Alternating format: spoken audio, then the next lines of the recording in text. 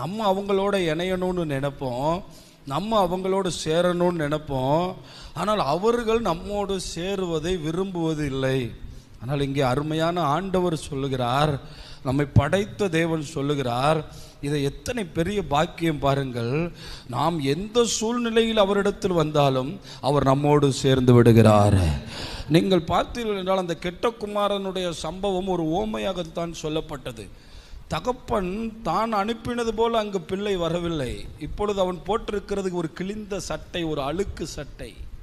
அவனிடத்திலிருந்து எல்லாவற்றையுமே இழந்து விட்டான். அவன் ஒரு நிர்பந்தமான நிலைமையில் இருக்கிறான். ஒரு பன்றி வளர்க்கிற குடியானவனோடு சேர்ந்து விட்டான்.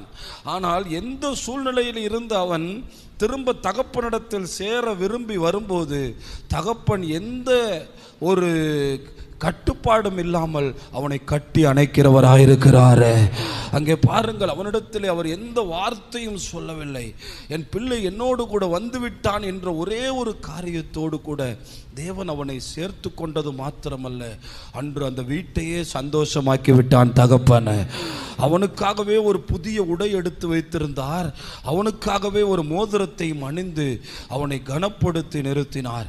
அத்தனை நல்ல தகப்பனை நாம் ஆராதிக்கிறோம். அதனால்தான் இந்த காலை வேளையில் இந்த கூட்டத்தினுடைய முக்கியமான நோக்கம் கேட்டீர்கள் என்றால், நாம் தேவனோடு சேரும்போது தேவன் நம்மோடு சேருகிறார். அதுதான் இந்த கடைசி காலத்தில் வாழுகிற தேவனுடைய பிள்ளைகளுக்கு இருக்கிற மிகப்பெரிய பிரச்சனைகள். தேவனோடு சேர விடாதபடிக்குத்தான் இன்றைக்கு செல்போன்கள், டிவி போன்ற காரியங்கள், பயங்கரமான அடிக்ஷன் எல்லாவற்றையும் கொண்டு வந்து விட்டு நம்மை அறியாமலே நம்முடைய நேரத்தை களவாடி விடுகிறான். அவனுடைய நோக்கம் நேரத்தை திருட வேண்டும் என்றா, நீங்கள் தேவனோடு சேர்ந்து விடக்கூடாது என்று. அவனுடைய நோக்கம் நேரத்தை திருடுவது என்றாலும், நேரம் இருந்தால் நீங்கள் தேவனை தேடு விடுவீர்கள் என்று. அநேகருடைய வாழ்க்கையை நான் கேட்கும்போது அநேக பெற்றோர்கள் சொல்லுகிறார்கள், என் பிள்ளை திடீரென்று தூங்கி 2 மணிக்கு காலையில் எழும்பி திடீரென்றால் பயங்கரமான சத்தம் கேட்கிறது, கையில் மொபைல் வைத்து விளையாடுகிறான். நாளெல்லாம் என் வாழ்க்கையில் அந்த வயசில் 2 மணியெல்லாம் பார்த்ததே கிடையாது. காலை 2 மணியெல்லாம் நான் எந்திரிச்சதே கிடையாது. காலை 2 மணிக்கு ஒருத்தன் எழும்பி ஒரு ஃபோனை எடுத்து கேம் விளையாடுகிறான் என்றால் அவனை எந்த அளவிற்கு சத்துரு அடிமையாக்கி வைத்திருக்கிறான் என்று நீங்கள் பாருங்கள். மனிதர்கள் தூங்கி எழும்பினாலே அவர்களுடைய கை செல்போனைத்தான் தேடி ஓடுகிறது.